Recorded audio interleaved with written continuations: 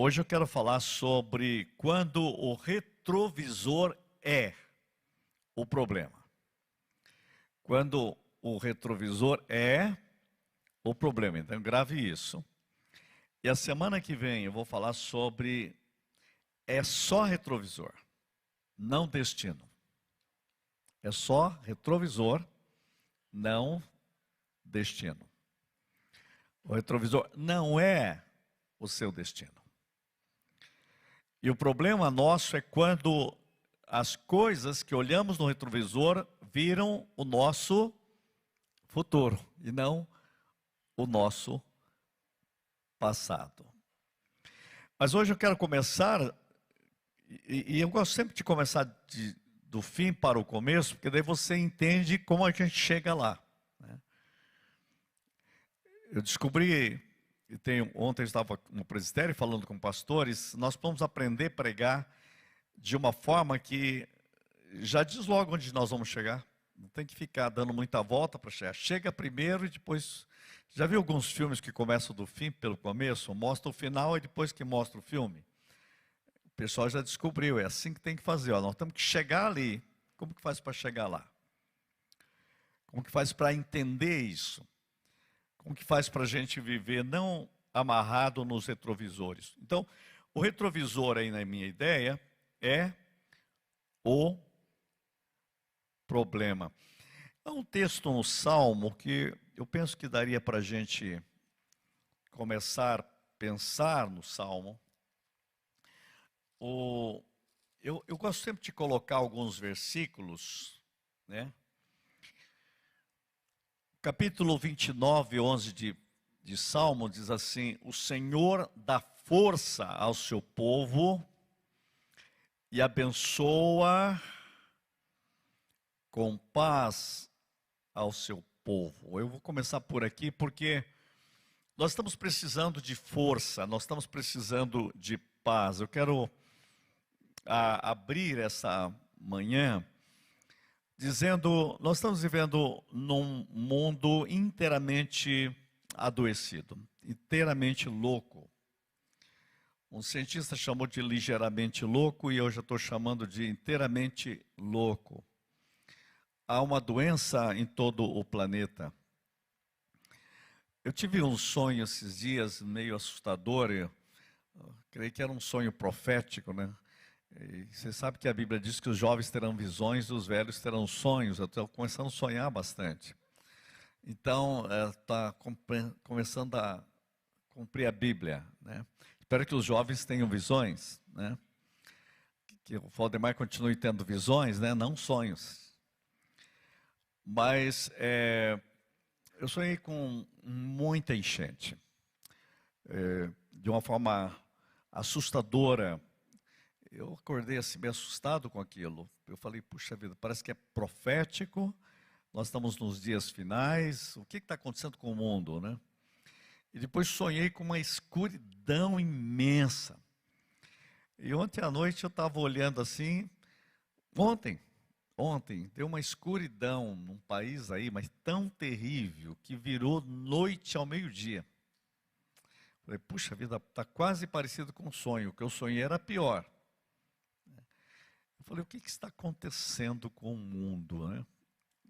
Não sei se vocês estão acompanhando, as notícias não estão falando muito no Brasil, mas países estão debaixo de uma enchente como nunca houve na história.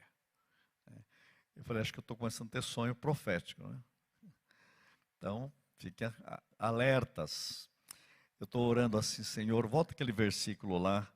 O Senhor dá força ao seu povo, o Senhor abençoa com paz o seu povo. Gostaria de começar com isso. O Senhor dá paz à igreja. Paz do Espírito Santo. Você sabe que para nós paz não é um sentimento, não é uma emoção. Paz é uma pessoa. Nós precisamos de Cristo, mais de Cristo. E eu penso pastoralmente que chegou a hora de a igreja, esses dias tão complexos e tão complicados em todo o mundo, nós precisamos mergulhar na paz de Cristo, viver na paz de Cristo, receber a paz de Cristo, profetizar a paz de Cristo. Amém? Esse é um tempo glorioso e maravilhoso. Números capítulo 13, abra sua Bíblia. Há alguns textos que eu preciso ler com você. No capítulo 13, Deus envia 12 homens, são enviados para espiar a terra de Canaã. 13, capítulo 13, versículo 1. Envia homens que espiem a terra que eu hei de dar aos filhos de Israel. O que eu quero colocar para vocês hoje aqui, no versículo 17 diz assim: enviou-os, pois, Moisés a espiar a terra de Canaã. E disse-lhe: subi ao Neguebe e penetrai as montanhas, vede a terra. Versículo 21 diz assim: assim subiram e espiaram a terra, desde o deserto de Zim até Reoabe. E o que eu vou dizer para vocês é o seguinte: no versículo 24, no versículo 23 diz: depois vieram até o vale de Escol, e dali cortaram um ramo de vide com um cacho de uvas, o qual trouxeram 2 homens numa vara, como também romãs e figos. Este lugar se chamou o vale de Escol por causa do cacho que ali cortaram os filhos de Israel. Versículo 25, ao cabo de 40 dias, voltaram de espiar a terra, e caminharam e vieram a Moisés e a Arão, a congregação dos filhos de Israel, no deserto de Parã, a Cádiz, e deram-lhes conta a eles e a toda a congregação, e mostraram-lhe o fruto da terra. Relataram a Moisés e disseram: fomos à terra que nos enviaste, e verdadeiramente mana leite e mel, esse é o fruto dela. Porém o povo, porém, que habita nessa terra é poderoso, e as cidades muito grandes e fortificadas. Também vimos ali os filhos de Anak. Os amalequitas habitam na terra do Neguebe. Os heteus, os jebuseus e os amorreus habitam na montanha. Os cananeus habitam ao pé do mar e pela ribeira do Jordão. Então Calebe fez calar o povo perante Moisés e disse. Interessante que os 10 dos 12 já ficaram olhando para o retrovisor. Interessante, acabaram de ver vitória, mas aí olharam para o retrovisor. E no retrovisor começaram a ver gigantes, em vez de ver a vitória. Então, esse é o ponto que eu quero mexer com você. Eia, aí Calebe já mudou, ele disse: vamos parar de olhar para o retrovisor e vamos olhar para frente. Eia, subamos e possuamos a terra, porque certamente prevaleceremos contra ela. Vamos para frente. Porém, os homens que com ele tinham subido disseram: não podemos subir contra aquele povo, porque é mais forte do que nós. Aí já começou a olhar para o retrovisor, quer dizer, o retrovisor começou a atrapalhar a visão de futuro. Começou a ser o problema. A terra pelo meio da qual passamos a espiar a terra, que devora seus moradores, é todo o povo que vimos nela, são homens de grande estatura. Também vimos ali gigantes, os filhos de Anak são descendentes de gigantes. E éramos aos nossos próprios olhos como gafanhotos, e também o éramos aos seus olhos. Eles começaram a olhar no retrovisor e viram a pequenez de si mesmos. Eu quero colocar esse texto, esse fato, é muita coisa aqui, mas para você ver que o povo precisava aprender a olhar para frente. O deserto foi um lugar da ação de Deus na vida do povo. Na Bíblia, o deserto tem um sentido muito, muito forte. Eu tinha um professor no seminário chamado Yoshikazu Taki, um doutor em Antigo Testamento.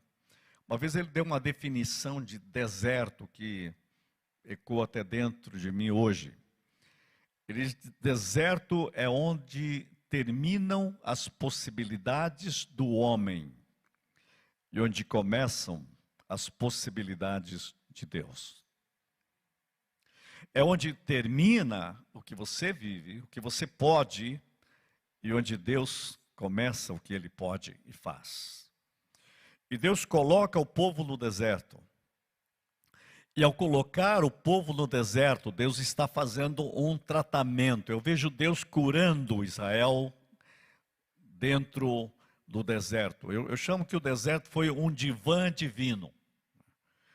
Deus precisava tirar todas as amarras do Egito. Deus precisava tirar os retrovisores deles. Porque eles tinham toda a tendência de ficar olhando para o Egito. E você observa isso claramente, eles estavam amarrados no Egito. Eu já disse aqui, vou repetir, agora é hora de falar isso com mais força ainda. O mais difícil para Deus não foi tirar Israel do Egito, embora foi uma guerra violenta. O mais difícil foi tirar o Egito de dentro de Israel. O mais difícil foi quebrar os retrovisores deles. Porque eles continuavam olhando. Toda a caminhada do deserto, eles estão sempre olhando para trás. E aí Deus manda 12 espias para ensinar eles a olhar para frente. Para dar um novo para-brisa para eles. E manda eles ficar 40 dias. Para libertar a mente deles. Para eles trazer uma nova mensagem. Para trazer um novo futuro. Para que eles vejam que a terra mana leite e mel. E eles vão e veem que realmente mana leite e mel. É preciso mudar a mentalidade. É preciso mudar o retrovisor deles. Mas o que é problemático é que os 12, quando voltam, só 2 conseguem olhar para frente. 10 continuam olhando para trás. Até o para frente virou para trás para eles.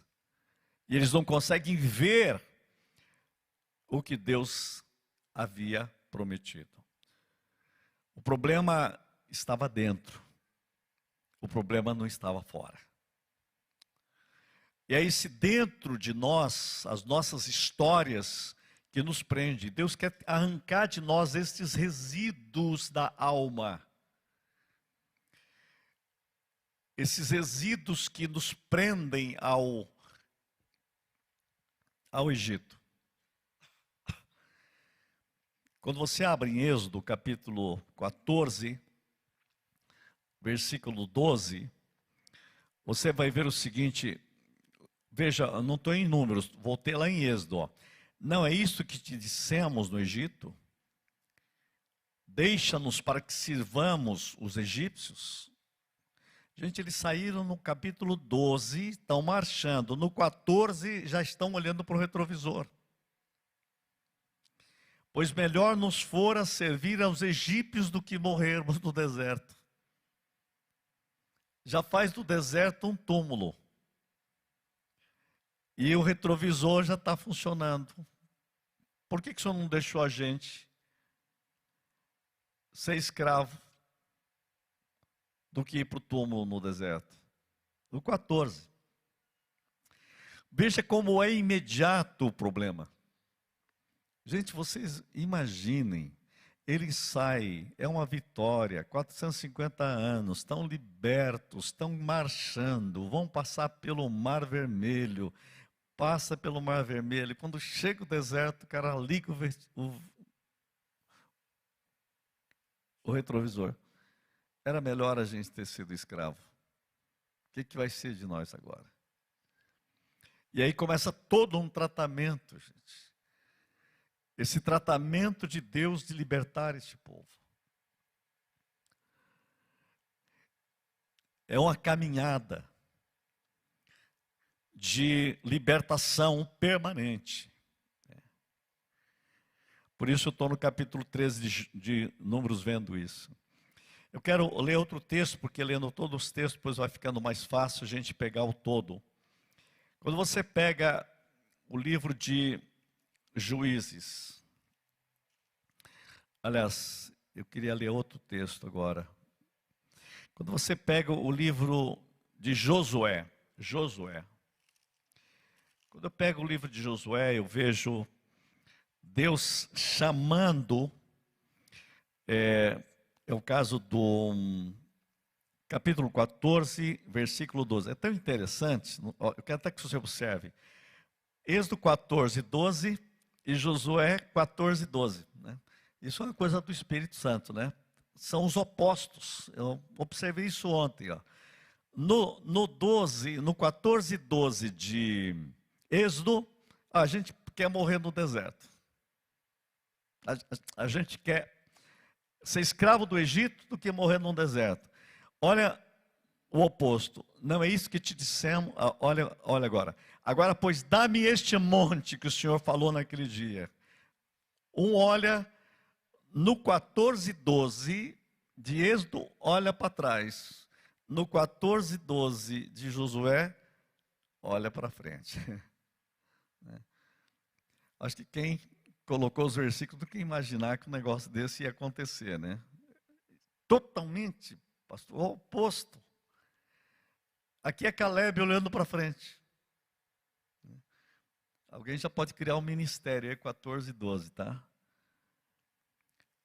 Agora, pois dá-me este monte de que o Senhor falou naquele dia, pois naquele dia ouviste que lá estavam os anaquins, e grandes e fortes cidades. O Senhor, porventura, será comigo para os desapossar como prometeu.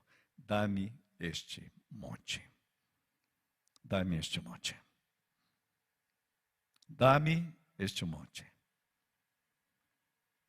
Olha aqui, olhando para frente.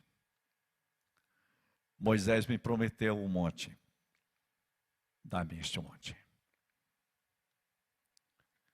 45 anos depois, eu fui lá, vi um monte, disse, aquele monte eu quero. Vi lá um monte, é aquilo que eu quero. Ele não perdeu a visão. 45 anos depois, ele diz assim, eu estou tão forte como eu estava 45 anos atrás. Agora dá-me este monte. Ele continuava olhando para frente. Você vê a luta que ele teve durante todo esse tempo, né? 45 anos sem perder a visão. Eu digo que Josué e Caleb, eles tomavam vitamina V. Vitamina V é visão de Deus. Vitamina V. Então, o retrovisor não é o problema deles. E aqui, claro que ele dá uma olhada para o retrovisor, mas o retrovisor dele é sarado, né? Porque ele olha para trás para dizer, eu estou vendo o monte aqui, está aqui, eu cheguei. Essa é a visão. Nós precisamos aprender isto, aprender este olhar para os sonhos de Deus, para os projetos de Deus, gente. O Senhor é a nossa vitória, o Senhor é a nossa paz interior no meio de tudo isto. Quero convidar você a avançar neste Josué 14, 12. Vamos voltar em Números, no capítulo 13. Eu quero observar algumas verdades para ficar gravado em você. Primeiro é a seguinte: o grande problema é o retrovisor da incredulidade. É um problema.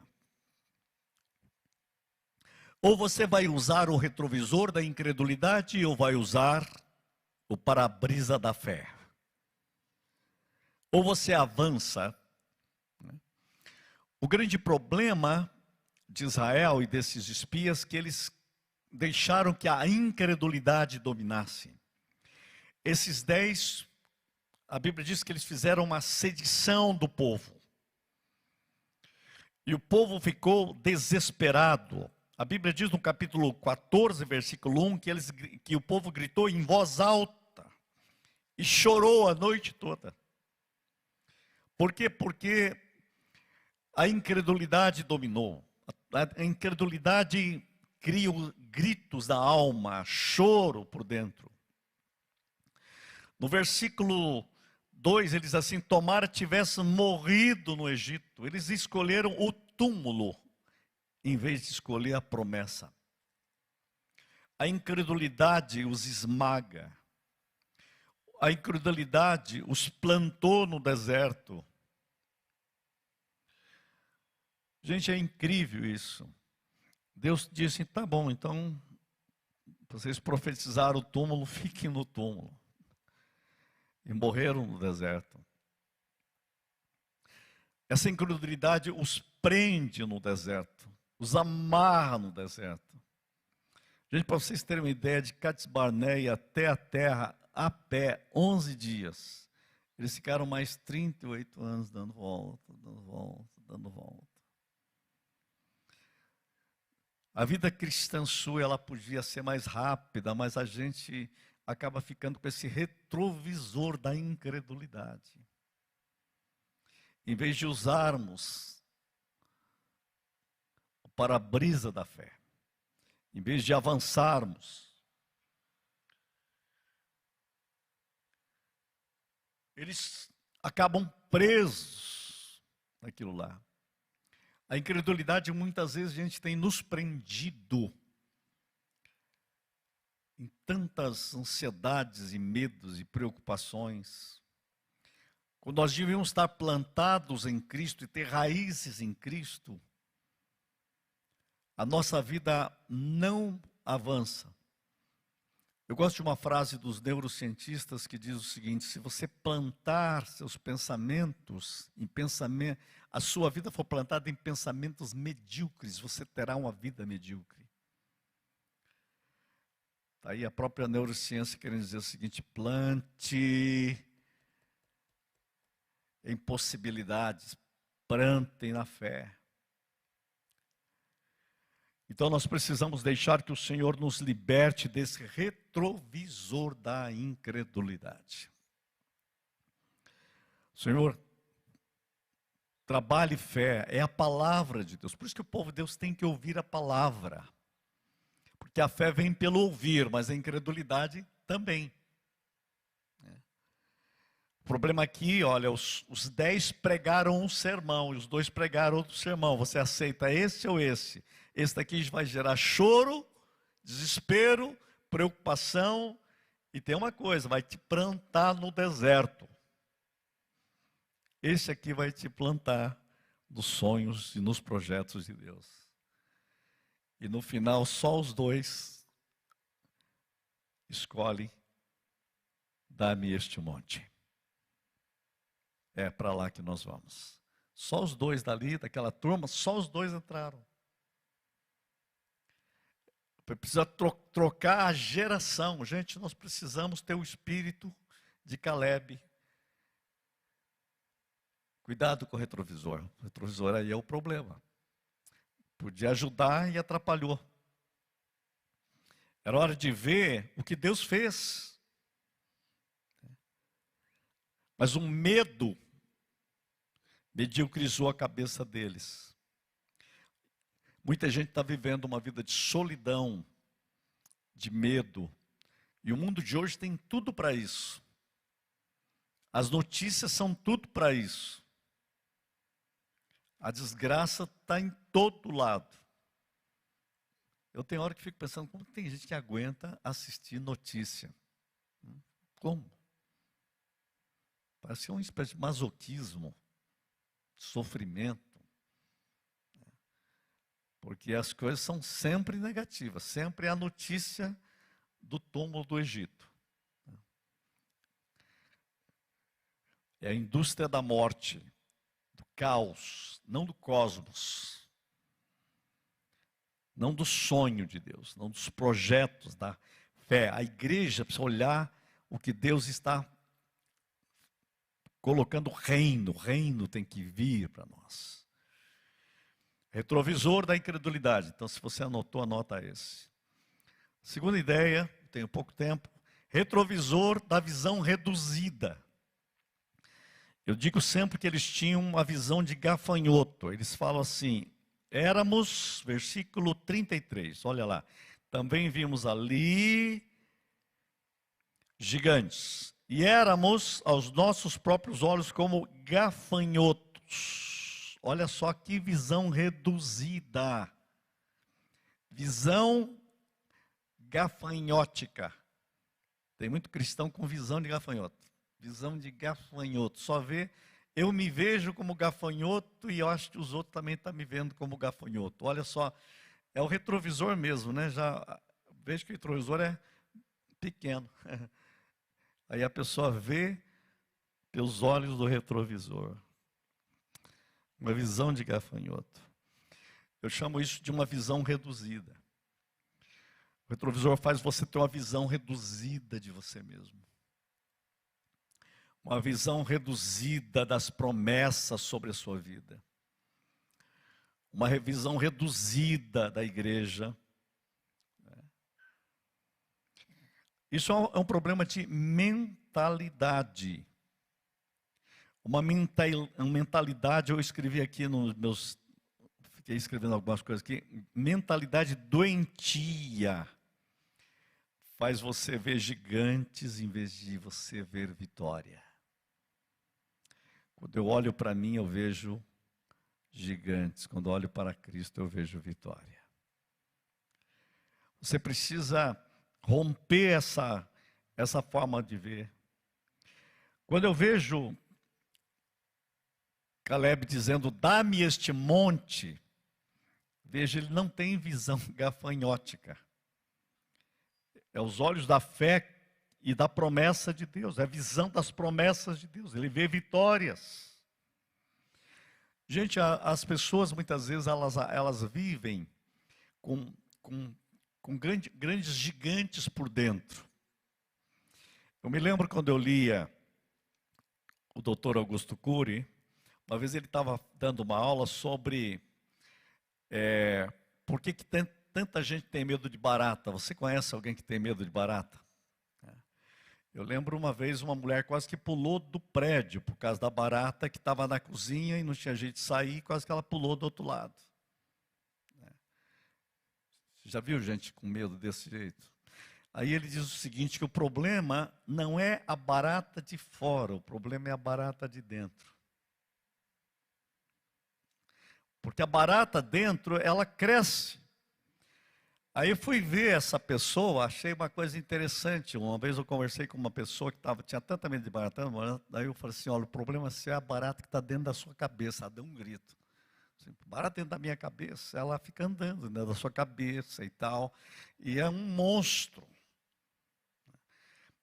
Mas o problema, quando ela era criança, tinha uns 4, 5 anos, uma barata saiu correndo atrás dela. Então a vida toda que ela viu a barata, já vê aquele monstro correndo atrás. Faz o seguinte, inverte, mata a barata dentro de você, que é fácil matar, que está fora. Depois passou um pouco, ela ligou para mim assim, eu consegui correr atrás da barata. E ela fugiu. Ela ficou vibrando. Venceu a barata. Quer dizer, antes ela corria da barata, agora... Você já imaginou? Já vi gente com 40 anos fugindo da barata. Pela primeira vez, correr atrás da barata. Eu nunca tinha pensado que a barata corre, se você correr atrás dela. Qual é o problema? O gigante não estava fora, o gigante estava dentro. Estou contando isso daí para ver que tem muita gente com gigantes internos. Nós vamos criando coisas que não há. O que essas pessoas fazem, muitas vezes, é ficar olhando a barata pelo retrovisor. Olha, está atrás de mim.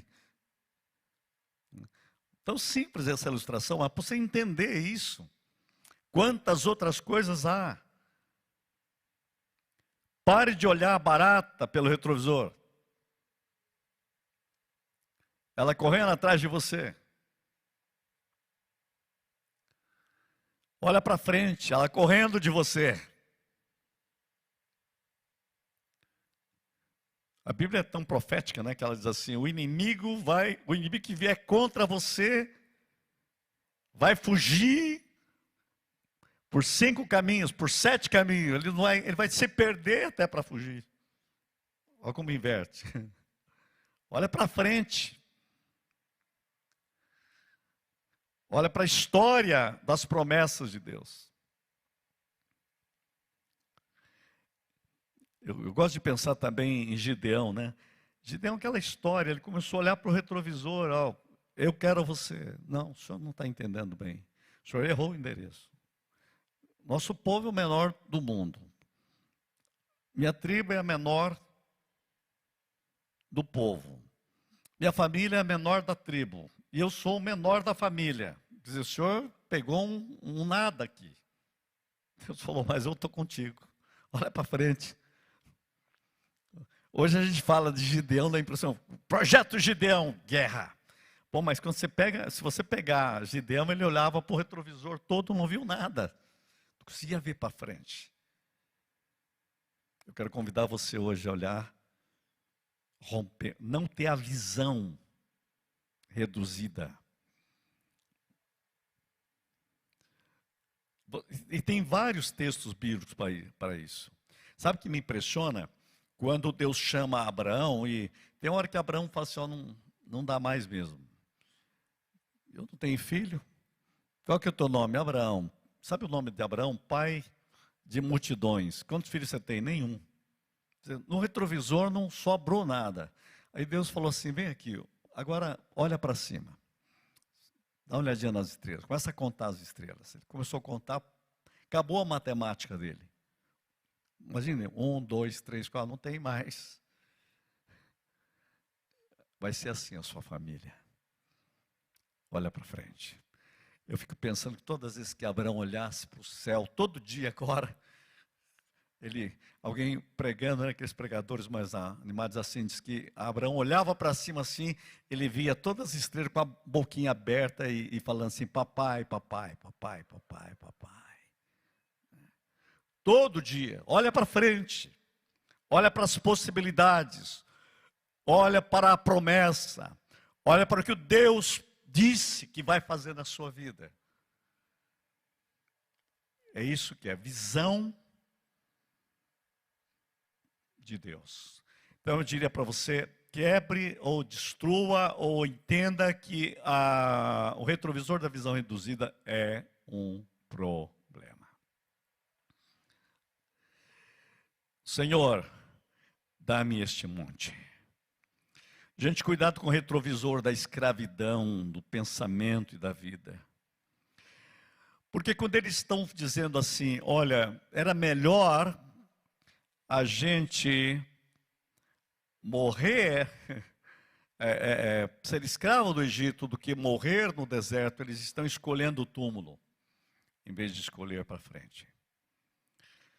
Eu diria, o retrovisor da escravidão, né? Eles escolhem a escravidão.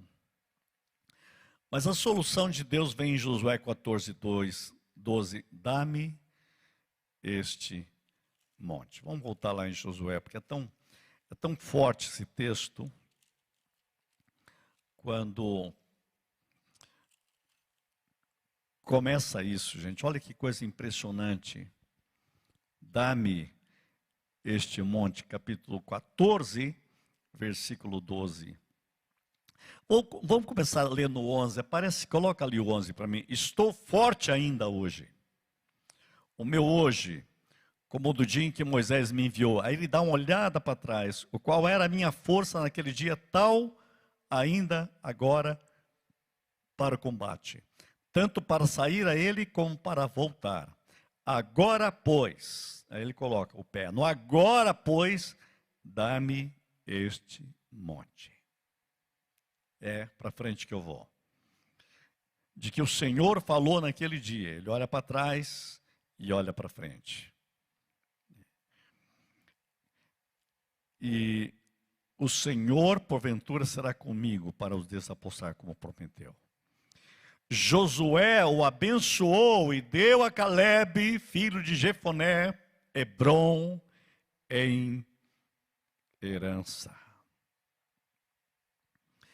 Interessante que quando ele foi chegando, os gigantes sumiram, os gigantes fogem. O grande problema é esse, que muitas vezes não tem uma coragem de avançar. Eu fico sempre pensando nessa história, e repito isso muitas vezes, mas eu fico pensando naqueles gigantes falando assim, olha, o negócio está sério para nós, vamos nos mandar daqui, que está vindo um velhão aí, o cara tem 85 anos, mas é turbinado, nós estamos, esse homem tem uma visão de Deus, os gigantes fogem. É você saber que, olhando para frente, você vai caminhando. E eu quero dizer uma coisa, queria contar algumas histórias, mas não vai dar tempo.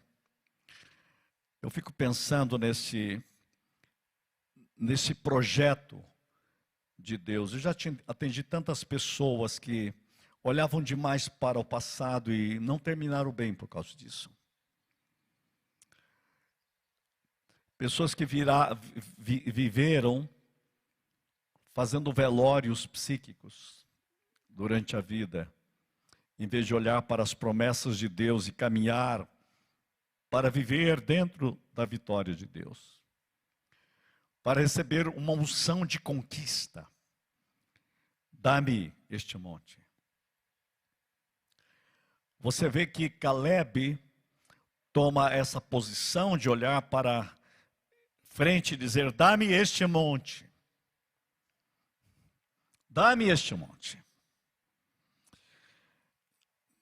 E ele acaba conquistando Hebrom. Olha só para vocês verem a bênção. Capítulo 15, versículo 13. A Calebe, filho de Jefoné, porém, deu Josué uma parte no meio dos filhos de Judá, segundo lhe ordenara o Senhor, a saber, Quiriate-Arba, isto é, Hebrom. Interessante que Hebrom é lugar de comunhão na Bíblia, né? Hebrom é o monte da comunhão, a plenitude de Deus, né? Isso aparece depois lá vai e volta esse texto. Este Arba era o pai de Anak. Dali expulsou Calebe os 3 filhos de Anak. Sesai, ele já chegou e falou, você sai. E Aimã e Taimai, já que você está mais, se manda. Gerados de Anak, subiu os habitantes de Debir, cujo nome dantes era Quiriate-Sefer. Disse Calebe. E aí, olha o que acontece. No versículo 16, Calebe acaba prometendo uma vitória para o vencedor, que ele daria a filha dele, Axa. E olha que coisa impressionante, aí que aparece Otniel, né? E é interessante que eles ganham uma terra, mas ela tem o mesmo espírito do pai. Ele diz, dá-me este monte. Ela vai dizer o seguinte, olha, eu quero agora a parte boa da terra onde tem muitas águas. Olha o versículo 19. Calebe lhe perguntou, no versículo de 18, Calebe lhe perguntou, que desejas? E Axa respondeu, dá-me um presente, deste-me terra seca, dá-me também fontes de água. Então lhe deu as fontes superiores e as fontes inferiores. Por que eu estou lendo esse texto? Para mostrar o poder da influência do pai. Olha, ela cresce ouvindo, dá-me este monte. Eu estou olhando para a terra. Lá tem um monte, é lá que nós vamos. Ela pega a mesma visão. Quando ela pega a terra, ela diz assim, o negócio é o seguinte, eu quero aquelas fontes. Dá-me as fontes. Dá-me as fontes. Os filhos acompanham os pais. Mesmo espírito do pai dá um poder de influência nos filhos. É isso que eu quero dizer para você. Quando você tem visão de Deus, você influencia seus filhos. O espírito de conquista que estava no coração de Caleb é o mesmo espírito e unção de conquista que está na sua filha. Isso é maravilhoso. E eu penso que essa é uma vitória maravilhosa para os nossos pais aqui. Vocês que são pais, olhem o que vocês podem ser. A vida de vocês, quando anda em Deus, em vez de viver num retrovisor que o coloca no deserto, e o coloca no Egito, você olhar para o reino de Deus, a caminhada de Deus, buscar em primeiro lugar o reino de Deus, Jesus disse. Você é uma flecha nas mãos do Senhor. Olha para a Nova Jerusalém, olha para as promessas do reino de Deus. Isso vai ecoar nos seus filhos. E é triste ver quando o pai só olha no retrovisor, ele treina os seus filhos a serem também homens e mulheres que só olham para o retrovisor e não avançam, depois reclamam, meus filhos não querem nada, não querem avançar. E você? O que você repercutiu na vida deles? Dá-me essas fontes. Ela não ganhou só o marido, ganhou as fontes de possibilidades de uma terra próspera e abençoada. Porque ela recebeu um eco do coração de um pai, que ela viu 45 anos dizendo, eu vou conquistar aquele monte. Eu vou conquistar aquela possibilidade. Que o Espírito do Senhor trate o nosso coração hoje de uma forma vitoriosa. Amém? Vamos orar. Pai, que o teu Espírito trabalhe nossa mente, nossa vida, nosso coração de forma tal que haja a majestade da tua glória, da tua presença e da tua força e leva-nos a um território de vitória. Em nome de Jesus oramos, para a glória do Pai, do Filho e do Espírito Santo. Quem crê recebe diz amém.